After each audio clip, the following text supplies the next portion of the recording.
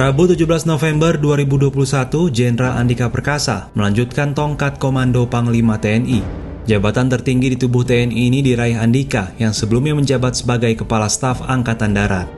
Perjalanan Andika sampai ke posisi Panglima TNI tergolong mulus. Proses di DPR berawal saat Surat Presiden atau Surpres nomor R50 Pres 10 tahun 2021 berisi usulan pergantian Panglima TNI disampaikan Menteri Sekretaris Negara Pratikno kepada Ketua DPR Puan Maharani Rabu 3 November 2021.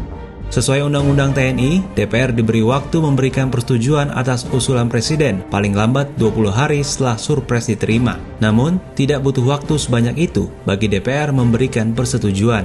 DPR bekerja super cepat hingga Sabtu dan Minggu, yang seharusnya hari libur dimanfaatkan untuk menggelar uji kelayakan dan kepatutan. Hasilnya, pada 8 November 2021, DPR memberikan persetujuan kepada lulusan Akademi Militer tahun 1987 ini sebagai calon Panglima TNI. Artinya, hanya 6 hari saja persetujuan DPR dikeluarkan. Serah terima jabatan dari Marsikal Hadi Cahyanto, Andika pun disiapkan kurang dari 10 hari. Hadi Cahyanto akan memasuki masa pensiun terhitung 1 Desember 2021. Andika menghabiskan karir selama 12 tahun hingga tahun 2002 di Kopassus dengan menduduki berbagai jabatan. Selama di Kopassus, Andika pernah melaksanakan sejumlah operasi, antara lain operasi teritorial di Timur Timur tahun 1992, operasi Bakti TNI di Aceh tahun 1994, dan misi operasi khusus di Papua.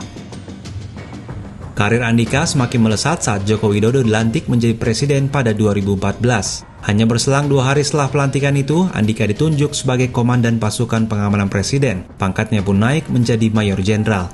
2 tahun mengawal Presiden Jokowi, pada 2016 Andika diangkat sebagai Panglima Komando Daerah Militer 12 Tanjung Pura. 2 tahun kemudian dia dipercaya menjadi Komandan Komando Pembina Doktrin, Pendidikan dan Latihan Angkatan Darat. Pangkat bintang 3 pun atau Letnan Jenderal tersemat di pundaknya. Jabatan itu tak lama dipegangnya. Pada Juli 2018, Andika dipercaya menjabat sebagai Panglima Komando Strategis Angkatan Darat.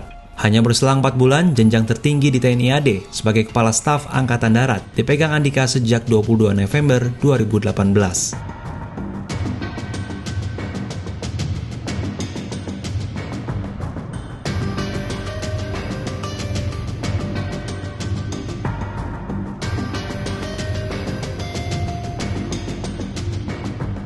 Setelah dilantik menjadi Panglima TNI, sejumlah tugas berat menanti Jenderal Andika Perkasa yang masa jabatannya sebagai Panglima TNI hanya lebih kurang 1 tahun sebelum pensiun di akhir 2022.